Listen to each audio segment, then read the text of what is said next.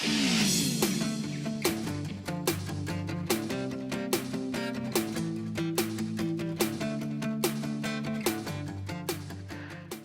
wrestling mates. Welcome to another episode of If You See Kayfabe. I'm your host, your mate from down under, your wrestling mate, Southern Joe. And yes, you can see we're in split screen, and that's because today, once again, I've got my OG wrestling mate, Ken The Dazzler Dunlop, one of the legends of Australian wrestling. We're going to discuss a couple of things, the main thing being the McMahon Netflix series, and a couple other things. But first of all, welcome, Dazzler. How you doing? Good evening, Joe. How are you? I'm great, thank you. That's good. Yeah, I'm doing pretty good. That's good. One thing we'll go off the top. Now, I've seen that you can't discuss much of it, but you still have some copies of your legendary book, Ken The Dazzler Dunlop, Yeah, there's the book, Life Dazzler Inside Dunlop Inside My Squared Circle. Yeah, Yep. At the moment, my publishing company going through some legal troubles. So at the moment, you can't order through the website or ebooks or anything online. So if anyone does want a copy of the book, they can just get on the messenger for me. And I've got a few copies at home. I can sign them and post them off for you. Mm-hmm. Yeah, and you're under Ken Dunlop on Facebook. Yes. Okay. Well, good luck with all of that. I hope everything resolves itself.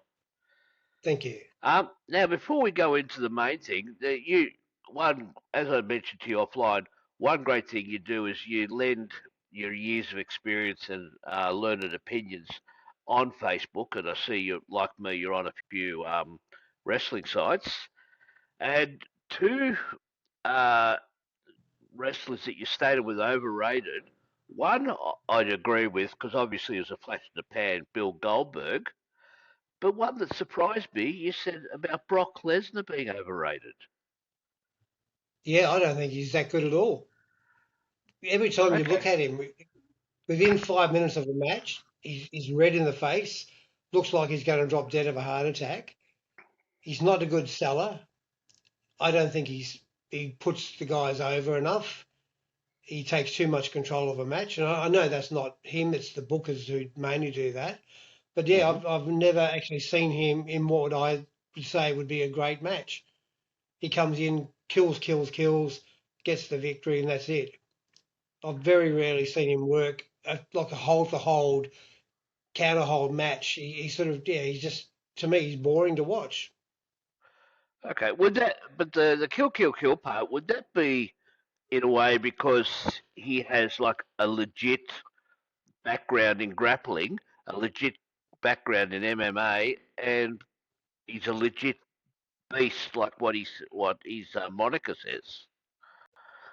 Yeah, it could be, but don't forget, this is a business where you got to make each other look good. Mm-hmm. Look, if I'm wrestling you, I've got to make you look fantastic, and your goal should be to make me look fantastic. He Mm-hmm. doesn't. He just wants to make himself look good. But as I said, after 5 minutes, I'm always thinking one day he's just going to drop dead and have a heart attack in the middle of the ring. He just looks unfit, and I know he does. He's been busted for roids, so I'm not sure if he's still on them. But yeah, to me, he just looks really unfit. Just doesn't work for me. The whole thing. Mm.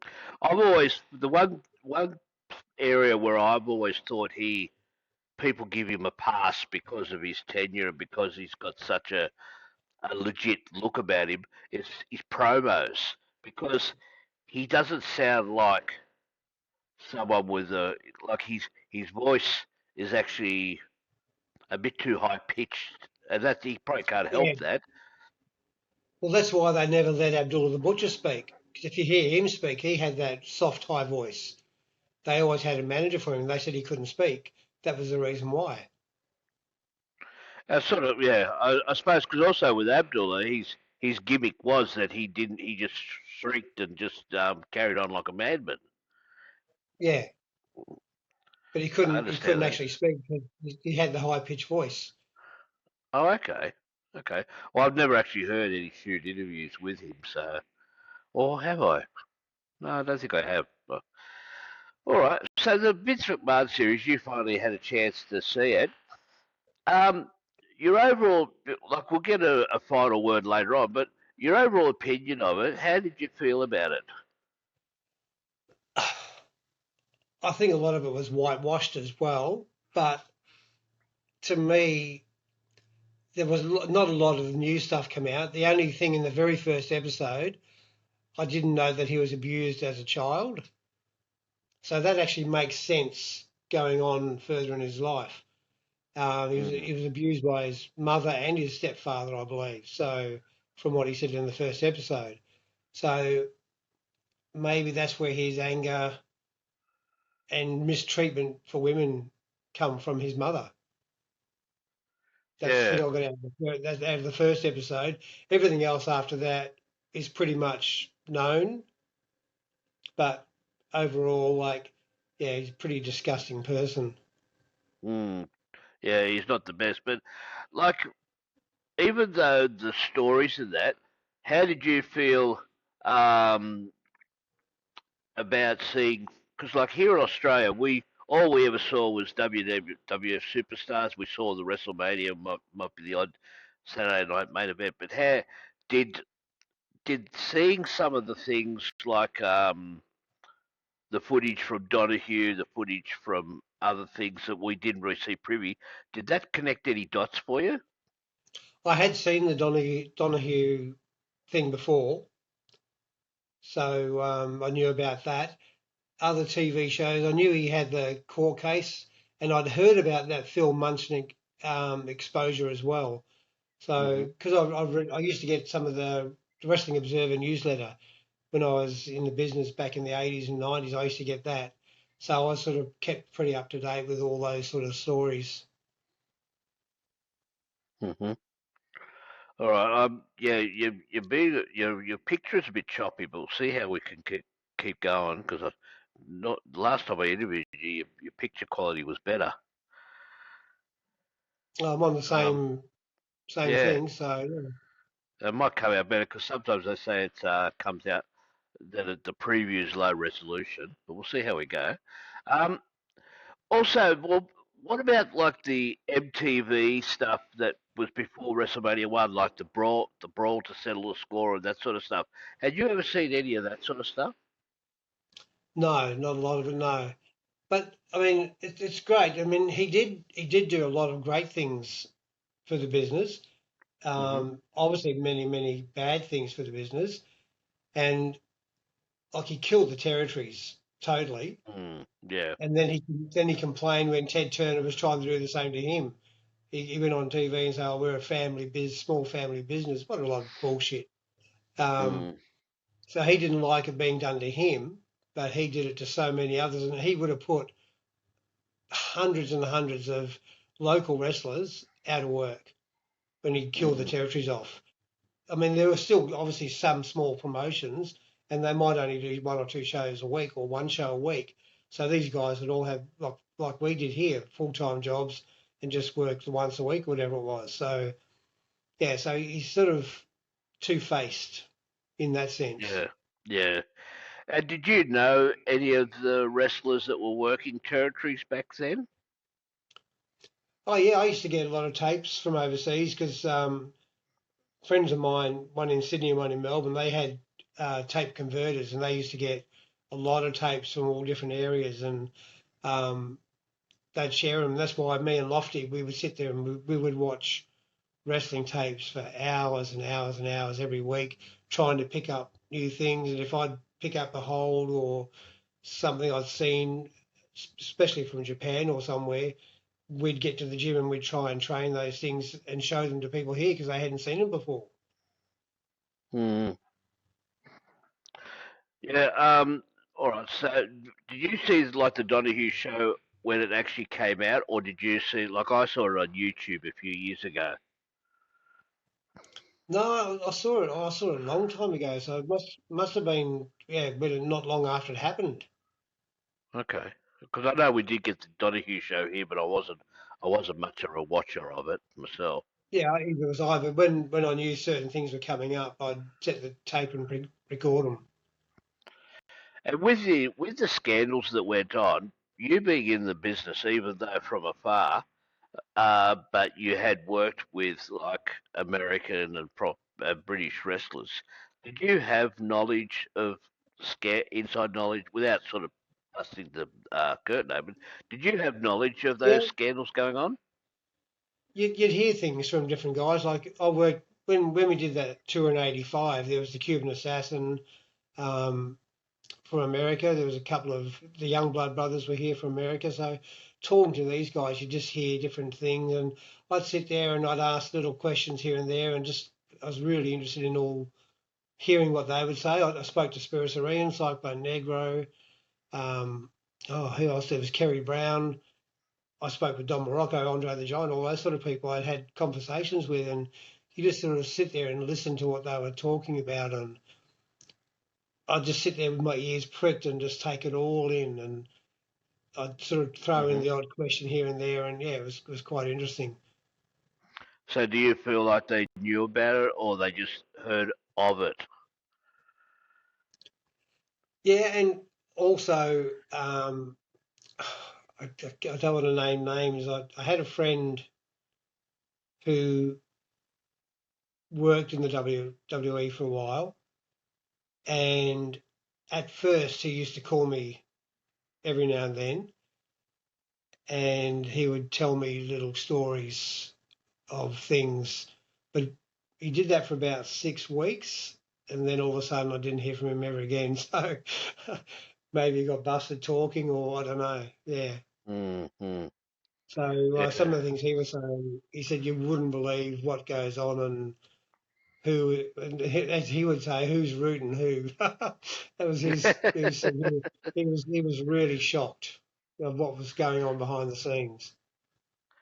Because with apart from the steroid scandals, and I did hear one person have an opinion about steroid use as long as it wasn't abuse. Because in the funny thing is, in wrestling, to use a performance enhancing drug is not giving you an advantage. So, say, for example, if you go back to the scenario of you and I wrestling, if you're on steroids and I'm not, or vice versa, it wouldn't matter because we're not in competition with each other per se. We're simulating being in competition with each other.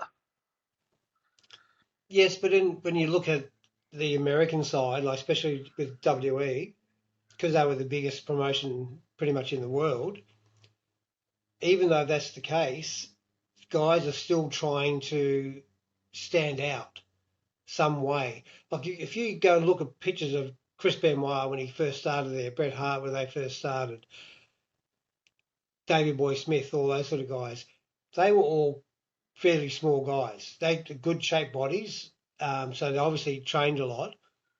But when they got their pushes, they were so much bigger.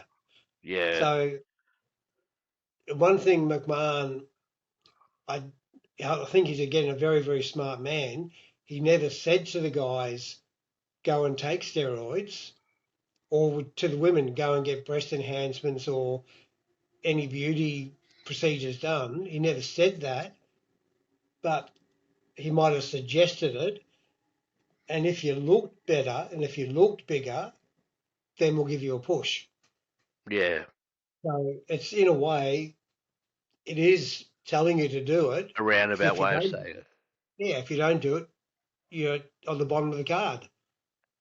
Yeah, because I do know, like, you got people who are like under 6 foot in a land of giants, and I've always heard people say that Vince McMahon always had this thing that if you could turn heads at an airport, then you're going to be a star in that regard. So, and when Right. you got people like, because I remember seeing Davey, no, Bret Hart's first match in the WWF against Rene Goulet, and Bret Hart looked like he did in Calgary. They they called it he had his baby fat. Right. He had more of a classic wrestler's body rather than Yeah. what he ended up with. But yeah, but I still wonder if there's a distinction between steroid use for enhancement and steroid abuse if you go overboard. Well, most of them, unfortunately, abused. And Mm. I think, again, the reason being, like, when you're on steroids, it weakens your bones. So, and when you get injuries, when you're wrestling like 5 nights a week or 6 nights a week, you only get all these little injuries. So, by having weaker bone density, you feel the pain more. So then you take more. You take more drugs. You take your uppers and your downers, and you take all your pain things. You take more steroids to get bigger and stronger, so you don't get hurt. And that's Mm. where it all gets mixed up. And when they mix all their drugs together, like when you look at Davey Boy Smith, it was a really sad story. He was taking horse steroids at the end. Yes. I mean, he actually wrestled in Australia here in the mid '80s at Manly Lee's Club one night. He was out here visiting I think he had either an auntie or a grandmother who lived in Sydney at the time, In and he George's worked. Hall, he gave a Yeah, shout out in a promo when WWE came out in the mid '80s right, okay, yeah. So in he George's come Hall out near Bankstown. and he wrestled for Steve Rackman's show, and he actually wrestled as Steve Rackman's nephew, and he wrestled Del Greco at Manly Lee's Club. So we sat there and had a little chat, and he was our size. He was just normal. He wasn't. This is before any signs of drugs. And when you see him in the WE, like he was getting massive. And then when he was in Japan, he was just getting bigger and bigger and bigger. And again, the steroids, because he kept taking them and taking them and taking them, they just weren't taking the effect. So he was taking the horse steroids, and of course it put all that pressure on his heart. And really sadly, he died. I think he was in his Yeah, 30s when he died. So it's just tragic.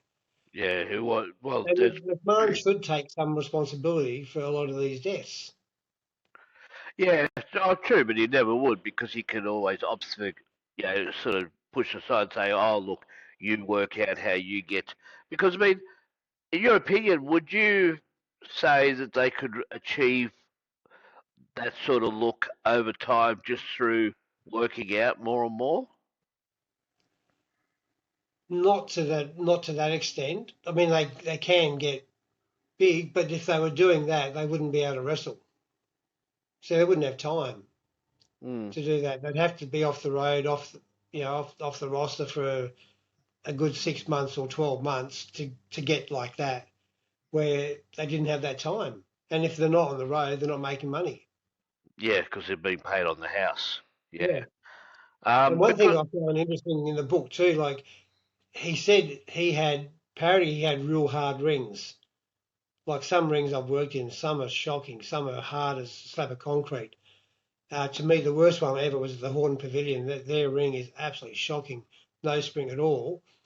He deliberately told his guys to make the mats hard so it looks hard, and he only softened it when he started taking bumps I later was going to on. say that. Yeah, I Yeah, remember people saying that. he put the springs in the ring then.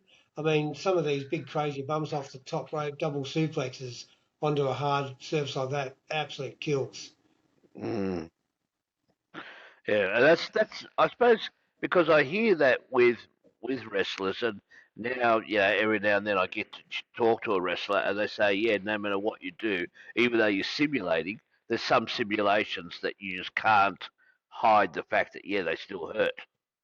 Oh yeah, bloody oath. That's Yeah, why, so like, that. I'm 63. I'm 64 tomorrow, actually. Oh, happy But birthday! thank you. But I've had, as I said, like since I retired, 22 operations, Wow. and that's all from just taking all the bumps. And I'm finding all new things all the time. Like I've got a nerve damage in my neck, and now they're saying that's from all the bridging I did because we used to have to bridge for 30 minutes a night at training when I was 16, 17 years old.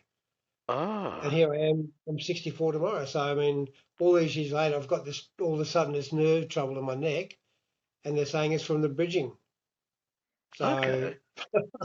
so all these things take effect a lot later in life.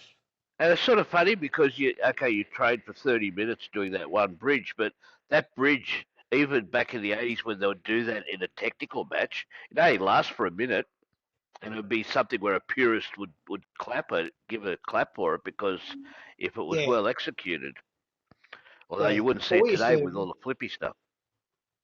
we used to do all different ways of bridging, like forwards, backwards, and we'd roll around sideways and do it that way.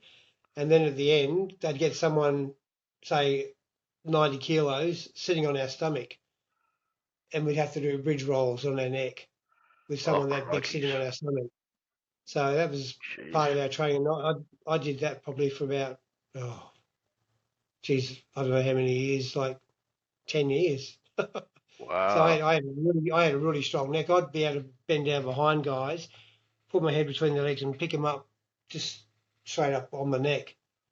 Yeah. And Wayne would come off the top rope with a bulldog off the top rope, but I'd be picking the guys up and they'd be 80, 90 kilos and it wasn't a problem.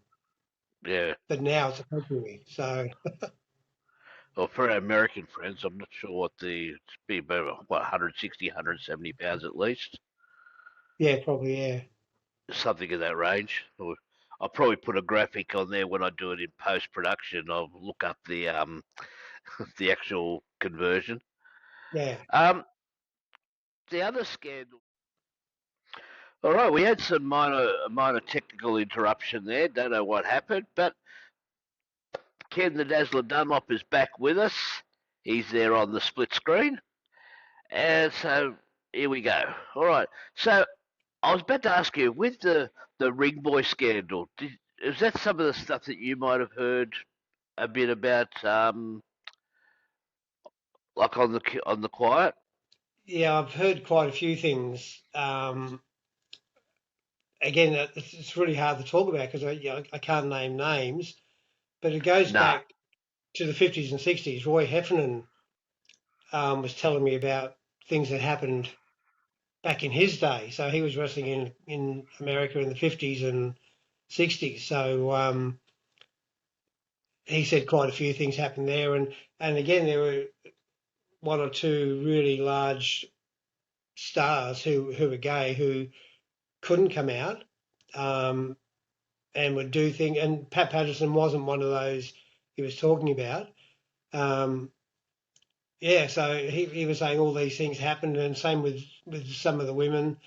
He was telling us a lot of stories, and then I've heard lots of rumours and stories. Again, you can't always say they're true because you're only hearing from what other people are saying, but it's been going on over there for years, and that's one way. Unfortunately, some of the guys get to the top. So Mm. there's a few guys I really question like their abilities. Again, I don't want to say names, but there's one wrestler who has been on top was on top for probably over 25 years, and um, he was with the WE for a long time. And I thought, how the hell is this guy getting such a push? To me, he was the most talentless, boring performer, and he was then with them as a road agent for a long time. He might even still be there. I'm not sure, but all I can think of, he must have been good in bed. It's sort of one thing because even though it was Garvin, with Terry Garvin and Mel Phillips, it was with the abuse they did on ring boys and so forth. That never seemed to have ever been contested by anyone, say, other than Vince McMahon when he goes on Donahue and goes on shows and denies knowing about what's happening. But with Pat Patterson, he seemed to be a bit separate from that. And I'm wondering, with Pat, is it just a case of, well, he's gone up to some guys, some adult guys that he fancied and put the hard word on them, um, rather than abusing underage boys? Yeah, it's still wrong either way. I know. Either way you look at it, the underage thing is definitely the worst. I'm Um, definitely the worst. and to me, they should be black banned straight away. As soon as they're caught, get out. Um, Yeah. but, and the same with underage women too. Like again, the wrestlers have got all these groupies, and they're underage. Some of them are underage. So it should be the same rules apply to that. But it Yeah. doesn't. They seem to boast and brag about that side of it, where if it's the other way, they complain about it. So, but yeah, I mean, there's a really ugly side to the business. And apart from just the sexual abuse, there was so much bullying. I mean, in the 80s, it Yeah. was, for a young guy coming through, it was pretty hard. It was horrible. Mm. But I'm more so because, like, let's say if Pat Patterson was straight, and it wasn't an underage woman, it was like an adult woman, but he fancied her and he put the hard word on her. Not so much that he would do anything, but because when hard word, it means, I mean, in the 80s and 90s when I was growing up, hard word was you chatted them up and you really tried to flirt and want to go out with them, and Yeah, and but there's a maybe difference there because don't forget they're in power at the WE. They put a hard word yeah. on someone. If they get a knockback, that person's push gets shoved down the drain. Mhm. Where he can say, "Okay, you sleep with me, or let me do whatever. I'll guarantee you, just say 5 matches on Raw or something like that." You know, Yeah. where if the guy doesn't, he's down the drain. So sometimes they just do it to get that push. Then they hope it'll all go away. Because even though we feel like we're in an enlightened um, society today compared to the 80s, do you feel like, um, what am I trying to get at in a delicate way? Of, If it of happens Pat today, Patterson? Yeah, or even because like today, there's more of a balance between male and female wrestlers, whereas once upon a time, a female would have been like an office worker. But I suppose also too, did it get noticed more back then because Pat Patterson was gay? yeah, so like he could never come out gay publicly at the time, but everyone in the business knew. Mm, There was a few guys who were like that, and a few women who were like that as well, who had their own partners, and everyone knew. But it's just again not talked about. Um, mm, they were quite delicate situations, obviously back then, because it just wasn't accepted. So, but yeah, when they sort of force it on to other people, and in regard to the women, Vince McMahon treated the women wrestlers like disgusting, absolutely disgusting. yeah, Um, it was pretty when he bad. made like he always again I think he was just a perverted man. Like he did that love affair thing with Trish Stratus. Um, they'd Yeah, have to go in the ring and tongue kiss in the ring and that sort of shit. I mean, that must have made her feel sick to the stomach, like this creepy, dirty old man. And then the night he made her get on her hands and knees and bark like a dog. I mean, I mean, that was fucking disgraceful. it was Um, bad. so, and there was one thing she said that she refused to do. So God knows what it was. 'Cause if that wasn't so degrading, what could have been Yeah, lower? And the week after she said no, she got her dropped the title. So, mm, you know, that's those things. Like even he wanted to do the angle with his own daughter. He wanted to get there yeah, and that was just make absolutely make her terrible. That's pregnant and kiss her in the ring, and that's just sick, man. That's really pathetically sick. And again, yeah, like one thing I'm really critical of, and like you get people like Bruce Pritchard. I don't think he could not lay straight in bed. He will defend McMahon to the moon, and I think he's still there. And I don't think he's not trusted. I think he still sends every message back to McMahon what's going on. So I think even though McMahon's supposedly out of it, he knows every single move that's going on through Pritchard. Um, Pritchard, Triple H, Stephanie, Linda, and Shane McMahon, they all knew what was going on. They had to have known. mm, They just could not have thought, oh, what's going on? They knew. They were there. They were seeing what was going on, and not one of them had the balls to stand up and say something. So to me, it's the whole family and Triple H to that. Yeah, he's part of the family. It was disgraceful that these people would not stand up for other people, would let all this shit go on. Mm. But yeah, I agree with that. Do they feel like that they just didn't have any recourse to be able to do that? Because I suppose before Vince McMahon went public, he probably felt like he could do whatever he wanted, and then he still probably thought those sort of rules applied to him even when they went public, I because wonder it if wasn't that's until why. they found out. Yeah, I wonder if that's why Shane left. Apparently that is. Apparently Shane did have it out with his father, according to things I've heard over the years. He had it out with his father wouldn't listen, and that's why Shane left. And then Shane sort of tried to bully his way back in with that Royal Rumble back in 23, but because he went into business for himself, he got kicked out straight away again. Yeah. That's the story, apparently, in that regard. There was one Australian Um, wrestler who he worked overseas a little bit. Again, I just can't name names, unfortunately. Um, that's cool. he was known as a bit of a sleazebag, Okay. and again, according to rumours, allegedly, as they say, they said he'd root a dead dog to get a push. Hmm. That was the rumour. That's what everyone was talked about. And like he was married with a wife and kids. I know he had a girlfriend interstate because I knew the girlfriend. Um, but I heard he would do things with some.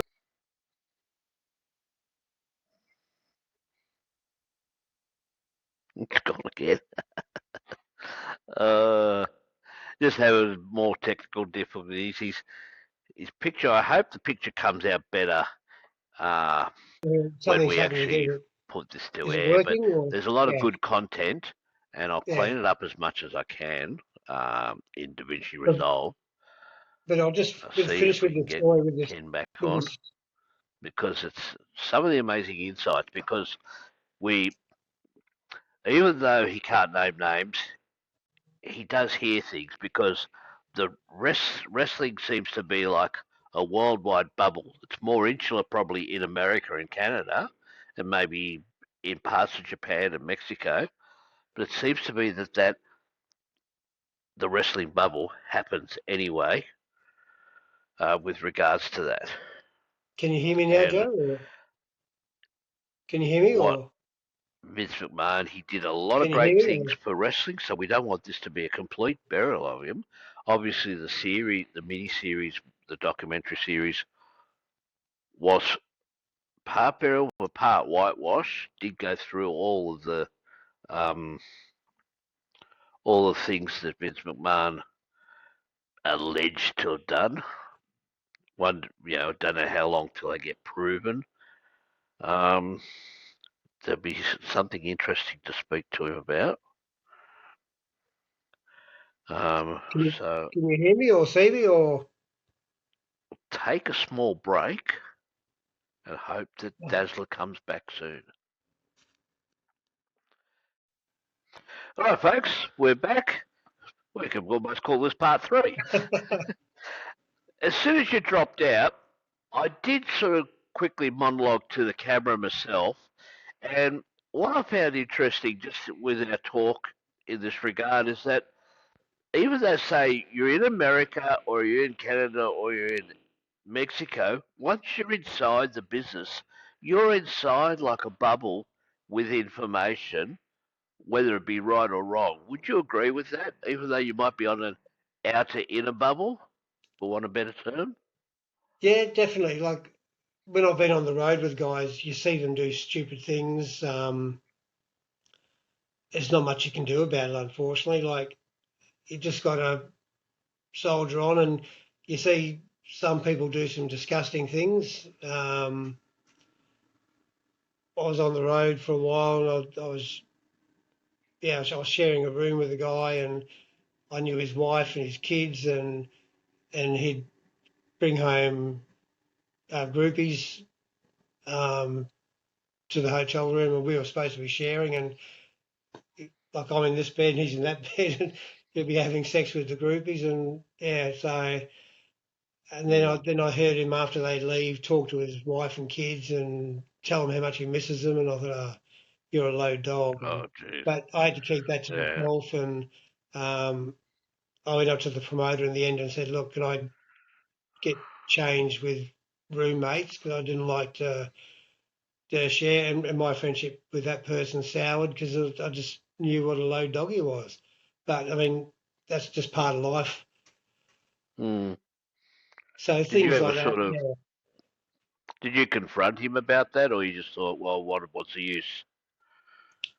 I told him I thought it was disgusting, um, and he just looked at me and shrugged his shoulders. So he didn't. I don't think he Yeah. gave two shits. So, but I'll get back. Yeah. I'll finish off that story before I was saying about the Australian Yeah. guy. Like, um, his son came into the business only very briefly, and I think his son found out what his dad was like, Oh wow. and they had a massive fallout. And when the dad died, and I actually went to the funeral, the son didn't even go to his father's funeral. Wow. So yeah, so he was pretty disgusted on what he'd seen and obviously heard about his father. So yeah, When, in that case, when Vince does finally go, I wonder who'll go to his funeral now, they'll all go especially because from his family. they'll all go because they want the money. Hmm. And now with his mate Trumpy in power again, he'll probably get discharged and dishonoured for all these things. And he's got the power Yeah. to wipe all this shit away. And Well, um, you gave me a spoiler because I was going to ask you whether you thought that that could happen we'll see because Linda McMahon on the news tonight. It said Linda McMahon was on his committee. She's yeah, going to be she's the going to be like secretary in for charge of education. education. Yeah, I Yeah. mean, God help him.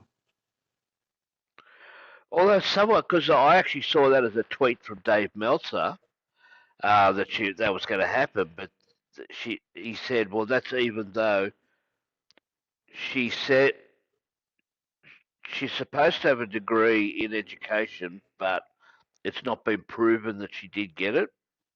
Right.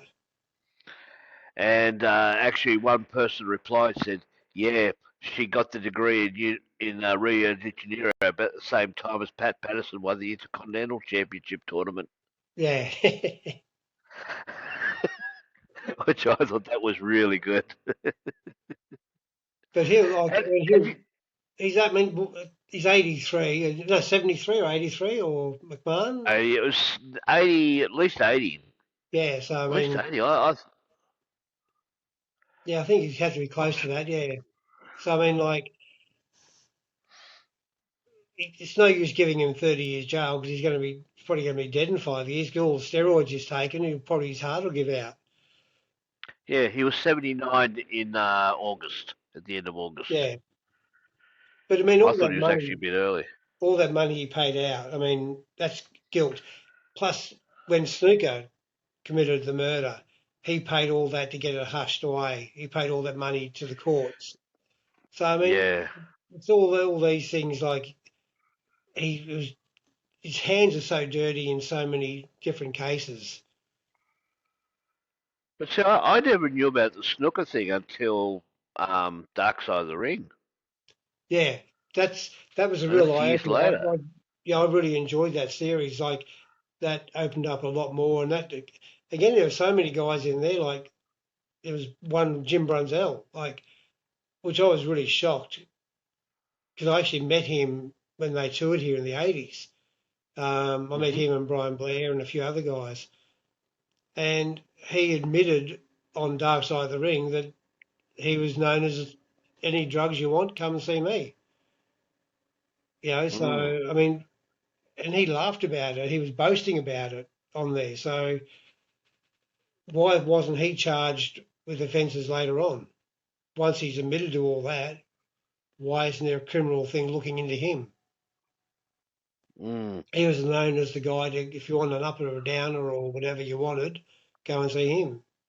And he was on there Mm. laughing about it. I mean, half these guys on these shows were laughing about the abuse and doing whatever they did, the drugs and the alcohol and smashing up places, and they all thought it was funny. And I thought, how is it funny? It's just not on. What did that permeate to the Australian scene, or was the Australian scene a bit more? I don't know. Was there less of it in the Australian scene because by then in America, I imagine drugs were just that easy to get, whereas in Australia, it wasn't until later that drugs were easy to get. I don't think there was any drugs. I mean, there was a couple of guys on steroids here, but not many. Um, I think the biggest problem in Australia was alcohol. Okay. Back in the day, like again, the promoters would let guys turn up pissed and wrestle pissed, which was totally dumbfounding to me. Like one night at Man Lee's Club, I refused to wrestle someone because he was so pissed he could hardly stand up. And I said to Rackman, who was the promoter, I said, I'm not working with him. I said he can't even stand up properly. And he wanted me to wrestle him for 20 to 25 minutes. And all he did was change the card around, put me with someone else and put him with someone else. Did he last So the 25 minutes? I don't think he could have, but yeah, but that's what we were supposed to do. But there was two or three guys here who would regularly wrestle when they were pissed, and Yeah. I always thought that was wrong. And that's why when I started promoting and booking, I had really strict rules: no alcohol backstage, um, no smoking, no nothing. If anyone turned up and they smelt like they were pissed, they're off the show. I don't care who it was. It it's always I've always been astounded when someone who's an athlete, whether they're in a simulated environment like pro wrestling or in a legitimate thing like a football, you're still a tradesman in a way because if you if you were a carpenter, you wouldn't go out and take the head off your hammer and throw it away and try and just tap in a nail with the wooden shaft, Yeah, or you wouldn't blunt your saw. And to me, getting stuck into drugs, getting stuck in it. I mean, okay, if you have a drink or two after a match or what have you, no problems. Or if you go out to a party when you're off and you do get a bit blotto, no problems. But the continued abuse, especially drug abuse, with what it can do, and what I've seen with friends, it is like if you blunt a saw as a carpenter yeah, definitely. Because you're putting the other because your guy's life at body, risk. yeah, I mean, you've got a guy who's, again, just say 100 kilo over your head for a body slam. And if you're pissed or stoned or whatever, you might just lose your balance and drop them on the head. I mm, mean, there's a commitment of caring. Again, my whole premise for this is what Roy Heffernan stemmed into me. If I'm, again, wrestling you, I'm to make you look like a superstar and you're to make me look like a superstar. That's how it's supposed to be. You work together to mm. make each other look good. Doesn't matter who is going over. As long as you both look good, the finish didn't matter. So But there's when these also, guys come in and they're pissed or stoned, that it's not 100% in their brain. yeah, because there's also a mutual trust that we'll Yeah, look after each other and we'll both be able to go home to our families yeah. without being, in a wheelchair or what have you. And I mean, that astounds me as well that they would do that sort of thing because the accidents can happen even when someone's fully cognitive. Well, see, an incident happened in Sydney in, I think it was 83 or 84. Al Greco passed away in the dressing room at Revesby Workers Club. Oh, Now, the guy he was wrestling that day was drunk, and they went to do some sort of suplex or a bridge from a suplex or something, and the guy hit El Greco hit the back of his head. Now he said to the referee, "Like I'm finished," or whatever. So they did a quick finish to the match, and he went into the dressing room and he sat in the chair and he fell on the floor, was dead. Oh wow. So that hurt the wrestling scene in Sydney for a long time. There was, I think it was about a 6-year court case, and there was just so much drama, and everyone was blaming everybody else. The other wrestler actually got charged at one stage with manslaughter, but then they dropped the Uh-huh. charges. But even though he was an alcoholic, I think that ruined his life. I was still living in Sydney in the 80s, so it's amazing I didn't hear about it. Oh, that was a massive story. It was all in all the newspapers and on TV, and Yeah, yeah. So I mean, that was tragic. And I was actually supposed to be on yeah. that show, and luckily, um, I'd got quite ill on the Friday, so I cancelled. I mean, I just couldn't imagine seeing that happen live. Oh, yeah, it would have been horrible. It would have been, yeah. Yeah. And did you ever meet Vince McMahon?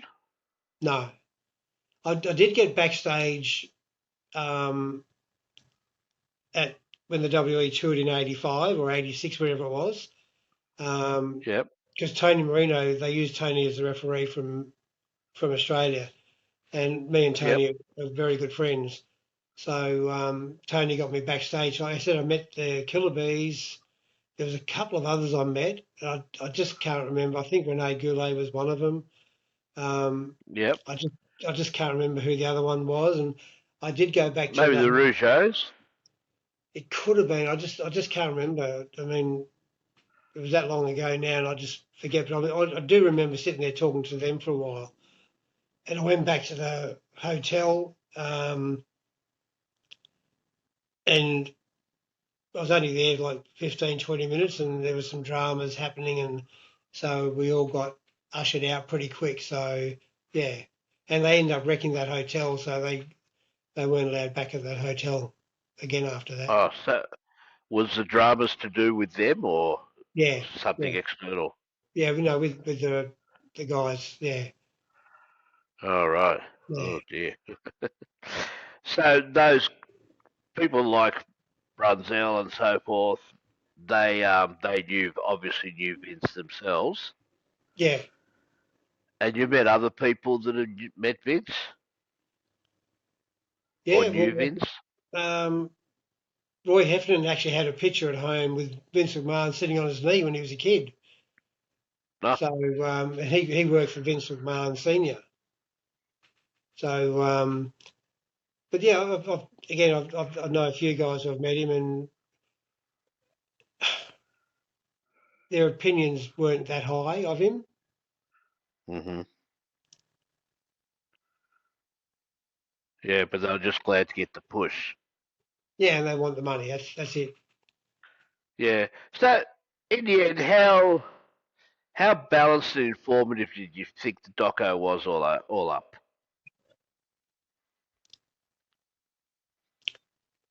Yeah, it was interesting, and for him to sit there and watch all that stuff, and especially like when that thing with the Trish Stratus, like he'd sit there and he'd just say, "Oh, that's the way it was." You can't say that's the way it was. I mean, again, to me, it was just totally disgusting. And he set women's wrestling back to me 15, 20 years. And Mm. some people think I don't like women's wrestling. I do. I do like women's wrestling. I love watching the Japanese women because they're athletes. They're a real wrestlers. This era that McMahon brought in, they weren't wrestlers. They were models. They were strippers or whatever. And they'd do all this bra and panty shit. And I know a lot of guys liked it because it's a good perv and all that sort of stuff. But to me, it set women's wrestling back. And now you see some of the women are really good workers. And Australia's had some great women workers over the years, like Mm. Seri Sinatra. She was world class. Um, Paddy Ryan, again, like, in the ring, she was as tough as most of the men. She wasn't Mm. a nice person out of the ring, but in the ring, she was tough. We had people who could work. They weren't there just for show. Yeah. Well, I had heard it's always said that in that era, McMahon was looking for athletic tens. Yeah, yeah, They all had to be athletic tens. Because I'm not a big proponent of women's wrestling myself. Probably because it's not a misogynistic thing. It's just a feeling I have in that regard. But the one wrestler that I will watch at times is Rhea Ripley because she's believable. right. She's strong, she's independent, and she's believable. Yeah, So she is like, apart from the overall look, which I'm not into the goth look, but her persona and the way she carries herself and the way she works strong in the ring, that part is a good role model for women yeah, in that regard. yeah. Um, I don't like the but mixed gender matching. That's one thing I don't like. no, well, no, because in my where I come from in that regard is that okay, you can have women who are strong in the ring, but a misogynistic man who would be tend to abuse a woman would see that as a license and say, "Oh, well, I've seen her on the wrestling, so maybe I should be able to do that as well." And that's a general view, unfortunately, with men. Not just in wrestling, in life, because like you look at politics. Um, Julia Gillard was treated disgusting in Australia Mm, because she was the first female prime minister. She was just treated appallingly. Kamala yeah. Harris in America just recently was treated disgusting, and the only reason she didn't get in was because she was a woman. If she was a Mm, man, she probably would have easily won. But again, these people have this idea that women can't do this or they can't do that. They can't control things. Women just hundreds of years have ran the households of families. They've been the, even though the husband's the breadwinner in the olden days, go about and work, the woman stay at home. The woman ran the house. They were in charge. They mm, paid all the bills. They did everything. Yet if someone says, "Oh, women are in power," they don't like that idea. So I mean, it's a sad world in that regard that we live in. Even today, it hasn't changed. mm. But yeah, but as far as like yeah, because Vince McMahon did set that back. But um, do you believe he'll eventually face more justice in that regard, or do you think? Because when you the last time you just disappeared, I actually thought about the Linda McMahon appointment, and I thought whether that would permeate to Vince McMahon being whitewashed of all his Yeah, crimes. exonerated. Yeah, because he's got the power to exonerate. And I think he would. But there was again on the news tonight. They said that Trump, a lot of his charges won't. They he can't exonerate himself, but he won't be charged. And even the charge with this money with the hooker, that's he could still be charged with that after his next presidency and finishes in 4 years. Hmm. So I mean, it's just a lot of bullshit. Again, money talks and bullshit walks. So you know, Yeah, that's true in that regard. yeah. Like in the last episode of the McMahon thing, I was interested. Steve Austin made some comments, and he was talking about he doesn't believe in CTE. Now, Yeah, that surprised me. yeah, I mean that's just so ignorant. And he was saying people who got concussions it's their own fault. Um, But he nearly became paralysed himself from Owen Hart. yeah, so I mean, like for someone like him saying something like that, that's to me totally stupid, ignorant. Um, and just sets out the wrong impression to young kids because they still idolise and still look up to him, and he should be Yeah, encouraging all things because there's so much more medical proof, and so I do these tests yearly because I had so many concussions, and a lot of them again weren't my fault. They were from guys either dropping me on my head or just timing going wrong in the ring or something. So, yeah, for him to say that, like, he nearly got his neck broken. I mean, Yeah. I mean, look how that idiot Goldberg ruined Brett's career from concussion. And then Brett had the stroke afterwards. So that's all a result from that concussion. Well, So, in one of my earlier episodes, I did because I went to Starcast up in Ballarat, right, the thing that Conrad Thompson brought yep, down, and my kids paid. It was my Father's Day present to go up there. I went up there with two of my kids, and they filmed me having the meet and greet with Bret Hart. And the interesting thing with Bret Hart, even with all he went through with his brother dying, with him having the screw job, which I believe is a work yeah, in some ways, um, and the Goldberg, he just said because I asked him if he would ever set up a dojo like his father did. And he said no, this and that, but he just the final thing he said to me was, "I don't regret anything in wrestling except what happened with Bill Goldberg." right, And I thought that was an amazing thing to say in light of the screw job, which was supposed to be so devastating to him, in light of I know he really misses his brother because he and his brothers have always been close.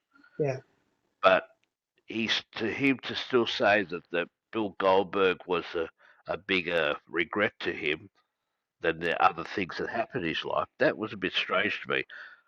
Plus, also when you talk about concussions, I believe people get affected differently because, like in football, they talk about in various forms of football, they talk about well, if a guy knocks someone out and that guy's out with concussion for however many weeks, that's how long the the person who did the punching or kicking or whatever, that's how long they should be out for.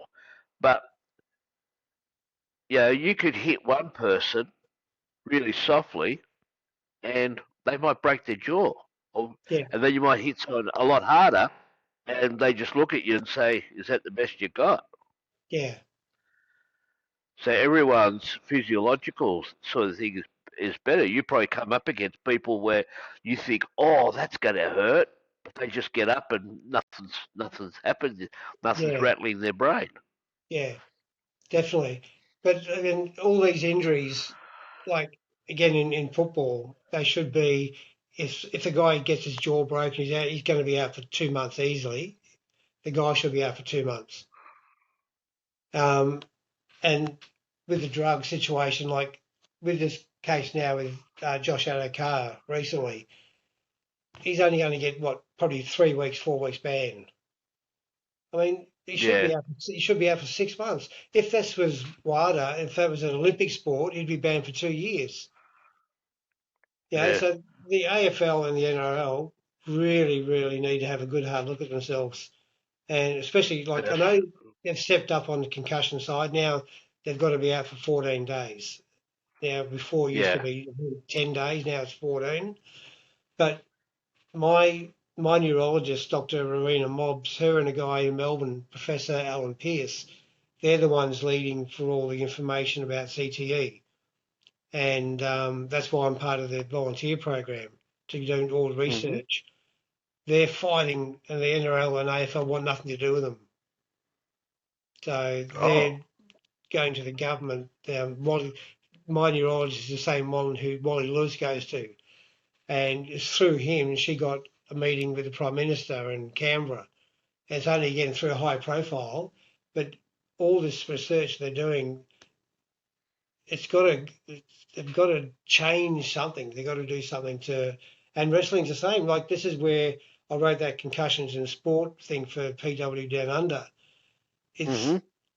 if all the promotions should have these days with their computers and everything, they should be able to have a link on every single person who works for them, write how many concussions they've got, if they've had a concussion. Like I said, even when I was promoting in the 90s, if you got a concussion, you'd have to sit out for 2 weeks then.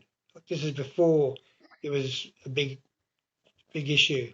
Um, I made them go and get a full clearance from a doctor, a signed medical clearance to cover them. And I kept that all on my files. I kept all my files for 10 years. People have got to start taking it serious and looking at it. Is it should in that regard though? Should there be a care of duty on the wrestlers themselves because they're all looking for that one big pop, that next big pop, and they're doing more and more dangerous things. Because I mean, you go onto YouTube and you look at, say, when Harley Race beat Dory Funk Jr. for his first world title, the crowd was going wild. It was a good wrestling match, but it wasn't the high flying thing where um, people were going through, going through furniture from sound like Cornet, going through tables and going through this and that, and they're doing that as a regular thing rather than building up to it as the special thing. Yeah, But it's not only just the objects; it's also just the way they're all dropping them. And it looks like they're dropping them on their head. they're not taught properly. That's the problem. They're they're in the training. They're not being taught that they don't know a lot of basic holds. And this is the trouble when they obviously when you first start learning to wrestle, you do all your standard break falls. Then they're going straight into high spots. My guys never learned high spots for 3 to 6 months. It was every Mm, hold, every counter hold. Because if you're wrestling someone new for the first time, you've got to start at your basics. They're not being, a lot of them aren't being taught basics, or they are taught some basics, but not all of them. I've gone to a few wrestling classes lately, and I've been giving opinions and advice. I'm going to one again this Saturday, and I love doing it. I just physically can't show them anymore, but I can get them into the position to show them how to do things. And some of the things they're just so basic, and they've got no idea. They've never seen it before. They've never heard of it. Um, and I just think it's sad that all this knowledge and holds and they're just not being taught. And there's a good reason for it too. Like you look at a regular card now at a club, a 2 hour show. Back in our day, there was 4 matches, maybe 5 matches. Every match went 20 to 25 minutes. Today, they might have 8 matches on. So the guys are getting 6, 7 minutes. So they obviously want to go out there and do as much as they can to impress the crowd to try and get more bookings. Because if the crowd like them more, they get more work. Um, so they're doing 20 high spots in a row. And when I sit there and watch that, to me, it means stuff all because you're not telling a story. mm, And they're not selling. They're doing a triple somersault off the top rope, doing a splash, getting a 1, 2, and they're kicking out, nipping up. I mean, mm. it's just, it's just the common Well, sense of wrestling is gone. yeah, I have found a local a promotion down here in Melbourne that actually a bit more old school in some of their stuff. There's a blend of new stuff and old stuff called Alpha Pro Wrestling, and I've talked about it a couple of Yeah, times on I have heard of yeah, only I've because heard I've of them. gone to them. Yeah, and they're quite good in that. Okay, they do a bit of this and some high spot stuff, but it actually means something because um, there was one guy. He was sort of selling that he was a bit dazed, and he turned around just as the guy flew off the top rope to give him a high cross body, and Right. you can actually hear him go, "Oh shh," like that as he's Yeah, about because he didn't just turn around, anticipate, and wait. He actually turned around and sold it like, "Oh, I didn't realize he's going to come at me." yeah, And I thought, "Wow, I don't even see that on the American stuff.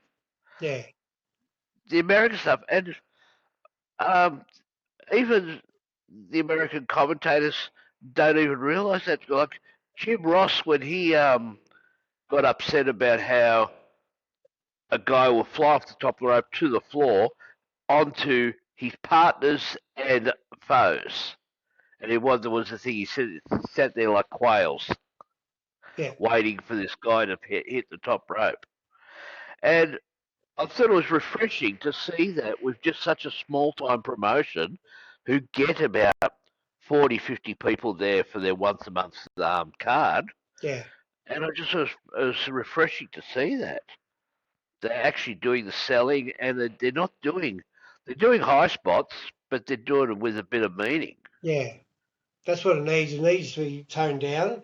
When I ran the wrestling class last time, about a month ago, I said to them all, like, slow it down. Don't rush, because it doesn't mean nothing. And again, if you look at professional wrestling and professional dancing, it's timing. If you look at dancing, everything's Mm. 1, 2, 3, 1, 2, 3. Wrestling should be one. That's what Roy Heffernan taught us. Everything's 1, 2, 3, 1, 2, 3. You lock up, you grab the arm, you go into a hammerlock. You lock up, you lift the arm up, you go into a full Nelson. Everything's in 3 steps. You grab Mm-hmm. the leg, everything's in 3. You go and lock up, you grab the leg, you push them down. Boom. That's 3. Everything's Yeah. 3. So if you go 1, 2, 3, 1, 2, 3, you pace yourself out. You're not going to blow up for a start, and it sets a tone. So you're not going 1, 2, 3, 4, 5, and then for 6, 7, 8, 9 you're rooted. You just, you know. So Yeah. you sort of like got to pace yourself and set the tone.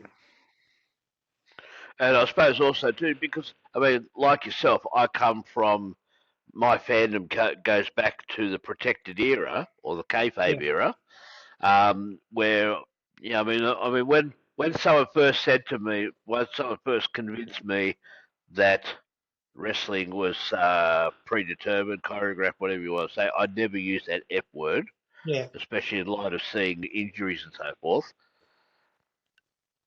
When they first convinced me of that, I thought, okay, maybe everything is choreographed up until the title match. The title match must be legit because you think of a title, you think of an FA Cup final, you think of a grand final, you think of Super Bowl. Well, you can't ever think of those as fixed because that would just crush your belief in life itself. A lot of professional sports are a work. I still think MMA, professional boxing is definitely staged to some extent. MMA, if they hit each other as hard as they're supposed to, they'd be dead.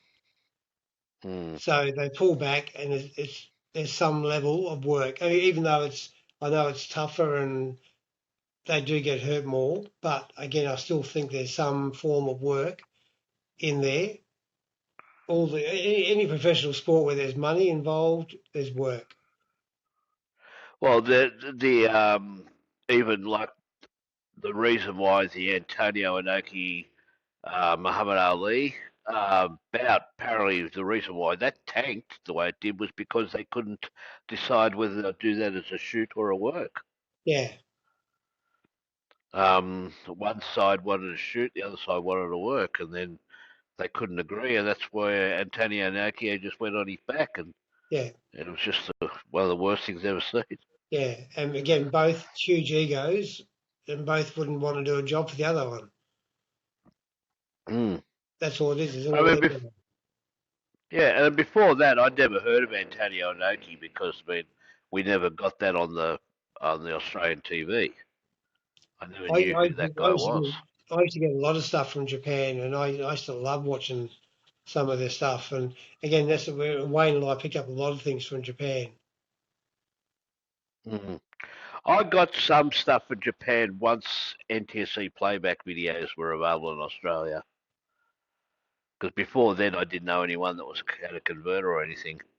And now too, like there's so many Australians doing well, like Robbie Eagles, Jack Bonza, um, Keegan Brittle was there last week. He did 2 shows, Saturday and Sunday. He's flying back for a show this Saturday in Sydney. Who else was there? Dean Draven was there last week working. Mm. Yeah, So, I mean, there's so many small promotions now where there wasn't in my day. Now they can just fly over, do a show on a weekend and fly back.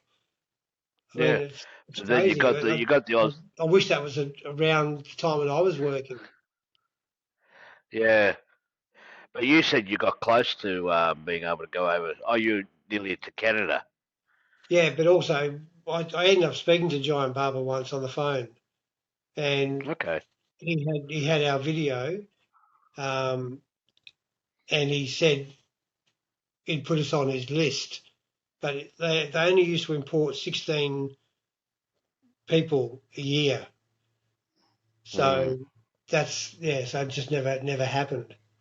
But it was just, that's how it worked back then. So it was tough. Where today they can just jump on a plane, ring up someone, I'm coming over tomorrow, can I work? Yep. And they might, I don't know financials, I don't know, I'm not interested in knowing, but they wouldn't be making money. Yeah. If just a final word on the Vince McMahon doco, do you think there's any way, apart from say Vince passing away and then doing the doco afterwards, do you think there's any other way that that could have been a more eye-opening documentary? I think, again, when he dies, maybe more people will speak the truth. They're scared. So he Yeah, I has a think ring even, around him. yeah, I think his family are scared. Again, like if just say Stephanie spoke out about it because she's actually walked away from the company again at the moment, so something's going on, and there's rumours that Triple H is going to get the arse next year as well. Excuse me. So But when the he Triple H dies, rumours, I'm not always believing so much because they seem to be coming more from either Sportskeeda or from Meltzer, and they've been sort of there've been two sources of information that have not have got a sketchy track record of accuracy. yeah, but I mean, just say Stephanie come out and bagged her dad and said some things, if he's got, like, he's a billionaire, so that's a lot of money. When he dies, she'll probably get 25 million. If she come out and bags him, she won't get a cent. Yeah, So I think when he dies, more shit will come out. And you watch, it'll just be like floodgates open up and everyone will come out yeah. and say this and that. Because then the guy can't defend himself. They should have the balls to do it now. But again, money. It's all money. Only talked. Yeah, yeah. Yeah. Well, all right. Well, I think we've covered it as much as we could. We could probably go for hours with different things. All right, it's been a Um, pleasure, Joe. Thank you. it's been really good. Thank you. So once again, thank you very much, Ken the Dazzler Dunlop. Remember too, the book. Yeah, what was it called? My Life in the Squared Circle. Dazzler Dunlop inside my squared circle. Inside my squared circle. And what's the book Yeah. go for? 25. 25. Yeah, and postage is Okay. about $9 within Australia. Yeah, so Yeah. Australia. So it's in Australia. So 30, If so you're from 34 Australia, overseas, yeah. okay, yeah, 34 Australian. If you're from overseas and want a copy, I suppose contact Ken through Facebook and Yeah, um, I'd have to and go then and find out negotiate what about have you. cost. Yeah. Yeah, because you've got an interesting story. You've got a good story to tell, a unique one, and that's what I Thank you. like on my show because I like to I've always said I like to humanise, not sensationalise. Yeah. It might cost me being a big star, who knows? But it's probably just because I'm an unknown as well. The only thing I've got is I've got 50 years of fandom going for me. All right, Ken. We'll catch All up. right. We'll catch up on Facebook. And Yep. yeah, we should do this again sometime. Definitely. Anytime. Pleasure, Joe. This Thanks. is thanks a lot. This is Southern Joe saying Uru.